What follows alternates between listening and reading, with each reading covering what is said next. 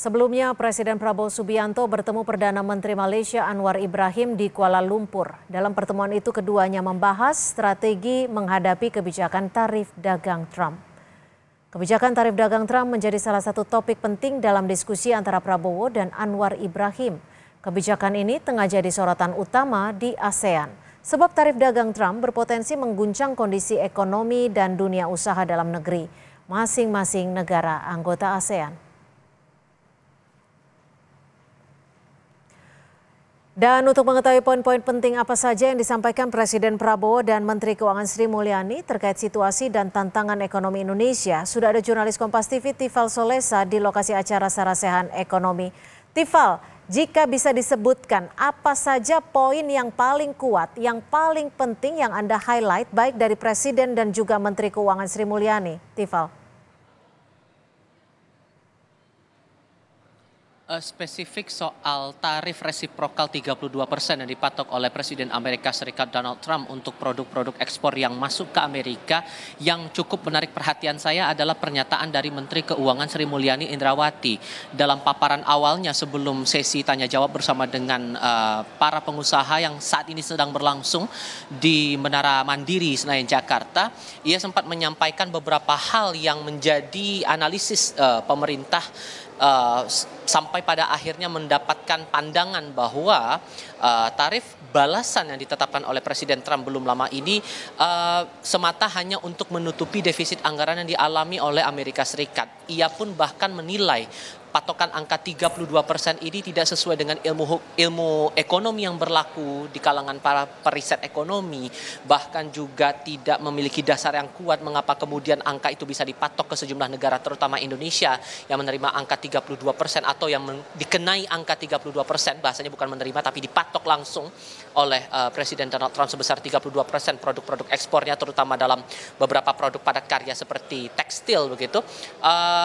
Itu dari pernyataan Sri Mulyani. Walaupun kemudian dianggap ini tidak masuk akal, saya bisa bahasakan demikian, namun pemerintah bisa memastikan bahwa aspek makroekonomi, terutama anggaran pendapatan belanja negara ini masih bisa terkendali, terutama dalam menjalankan beberapa program-program besar yang masih menjadi unggulan di pemerintahan Prabowo Subianto dan Gibran Rakabuming Raka. Salah satunya adalah program makan bergizi gratis. Merujuk dari dinamika yang berlaku untuk sepanjang hari ini, mengingat ini sudah masuk hari kerja pertama setelah libur panjang Idul Fitri 1446 Hijriah, kita sama-sama paham sudah ada dinamika dari nilai tukar rupiah, terutama indeks harga saham gabungan yang terkoreksi cukup dalam perdagangan sepanjang hari ini.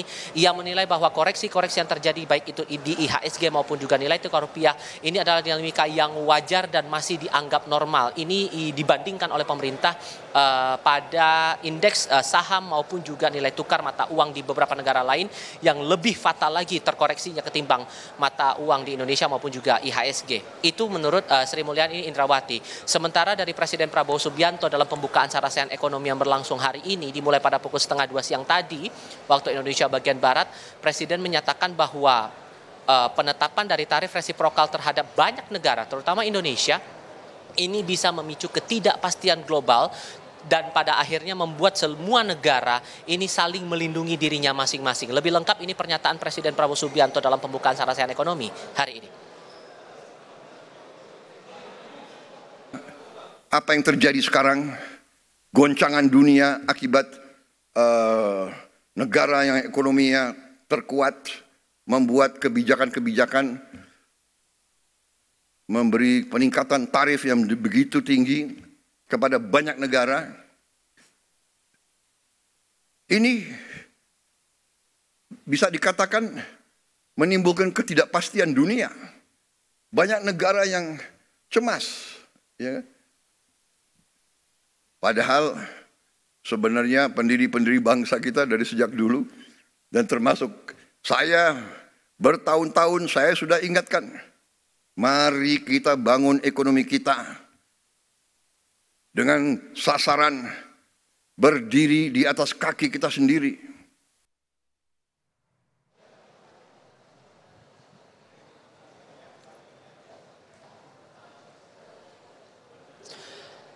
Pemerintah memastikan tidak akan ada upaya retaliasi atau pemberian tarif balasan atas produk ekspor Amerika yang masuk ke Indonesia, layaknya beberapa negara termasuk Tiongkok. Kalau kita ambil contohnya, saling membalas tarif ekspor begitu. Bahkan terakhir gara-gara patokan tarif ekspor yang dipatok oleh Tiongkok, Amerika membalas lagi dengan menaikkan lagi tarif menjadi 50%. Itu tidak akan diambil oleh pemerintah Indonesia, namun dari pemerintah Indonesia akan mengedepankan negosiasi.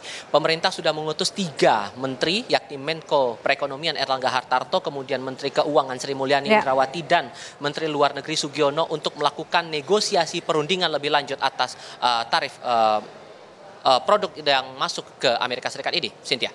Baik, terima kasih atas laporan Anda, jurnalis Kompas TV Tifal Solesa.